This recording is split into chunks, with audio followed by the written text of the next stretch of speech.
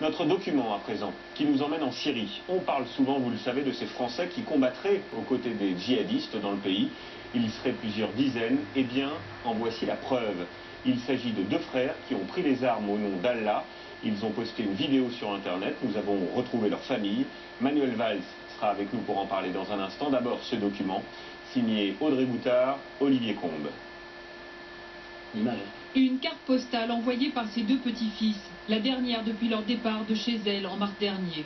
Mamie, de tendre ainsi que quel beau pays, il y a là beaucoup de belles choses à découvrir. Pour elle, ils étaient en voyage en Thaïlande. En fait, c'était en Syrie, comme combattants de la guerre sainte. Sur cette vidéo postée le 12 juillet sur Internet, seul l'aîné Nicolas s'exprime. Je suis votre frère à Allah, Abou Abdelrahman. Je suis français, de père français et de mère française. Le but de cette vidéo, c'est de vous inviter, les frères, à voir la réalité des choses et à vous inciter à quitter la France, Inch'Allah, à faire la hijra et à venir nous rejoindre ici en Syrie. Ils ont 30 et 23 ans. Des demi-frères originaires de Toulouse que rien en apparence ne destinait à un tel parcours. À gauche, Nicolas l'aîné. Après une adolescence difficile, déscolarisation, arrestation pour consommation de cannabis, il dit avoir trouvé sa voie en se convertissant à l'islam. Sa tante a été témoin de sa radicalisation progressive. À un moment donné, il voyait qu'il ramenait ses parents malheureux, et il m'a dit, la nuit, je ne dormais pas, alors je regardais, je passais toutes les religions, et c'est dans celle-là qu'il s'est reconnu. Et donc à partir de là, après tout le matin, il allait à la radio à 5 heures. Il devient intransigeant aussi, et veut convertir tout son entourage.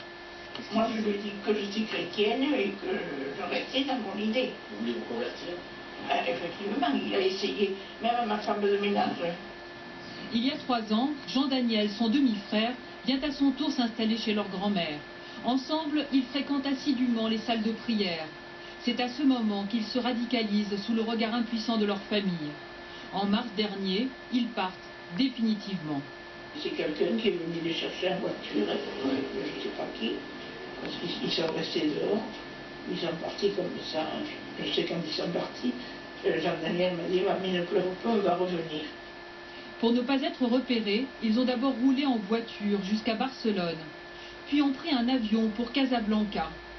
Le voyage s'est poursuivi jusqu'à Istanbul en Turquie, dernière étape avant leur passage en Syrie.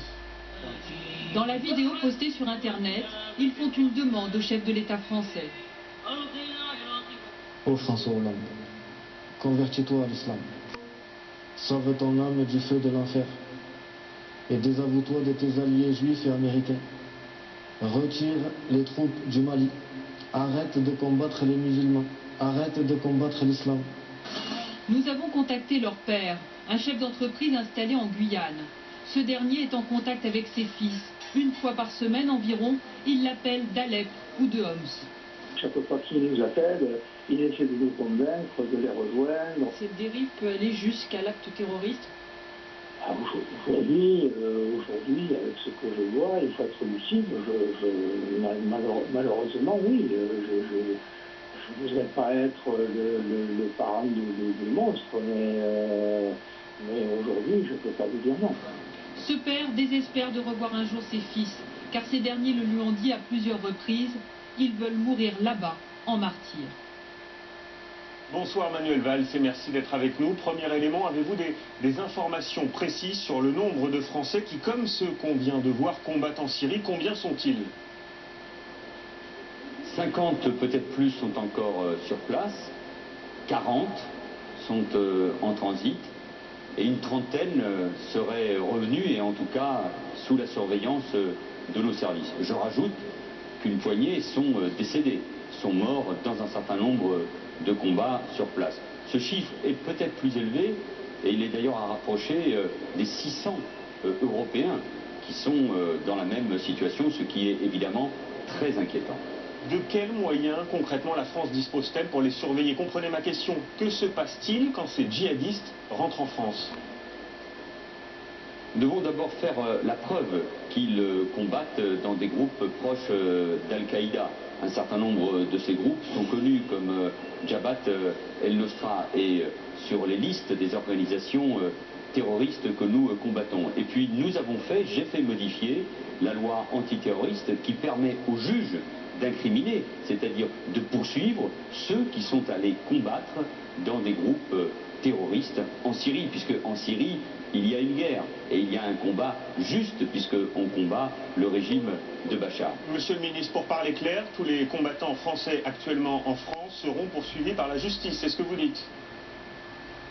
Pas tous, puisque certains y vont, oui, peut-être parce qu'au fond, ils ont envie d'une aventure, ce que, évidemment, nous ne conseillons pas. Et d'ailleurs, beaucoup de familles alertent les services de police sur, tout à coup, ces jeunes qui voudraient partir en Syrie. Mais beaucoup, oui, risquent de se retrouver dans des groupes terroristes et seront donc, bien évidemment, poursuivis.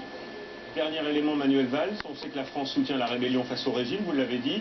Il est question aussi de livraison d'armes. Laurent Fabius y est défavorable. Question simple, comment considérez-vous ces combattants du djihad comme des alliés de la France ou comme des ennemis de la France? Tous ceux qui combattent dans des groupes terroristes et qui peuvent demain se retourner contre nous, tous ceux qui combattent dans une situation particulièrement confuse aujourd'hui en Syrie, sont des ennemis, sont en tout cas des individus qu'il faut combattre, et c'est le rôle des services de renseignement, c'est le rôle de la justice face à une telle menace potentielle pour notre pays comme pour l'Europe. Il faut être d'une très grande fermeté et il faut être impitoyable à l'égard du terrorisme. Ce sont des individus qui demain peuvent se retourner contre la France, contre nos citoyens. Oui, message entendu. Merci Manuel Valls d'avoir été avec nous. Merci à vous. Voilà, interview réalisée juste avant ce journal en duplex de Vilnius en Lituanie.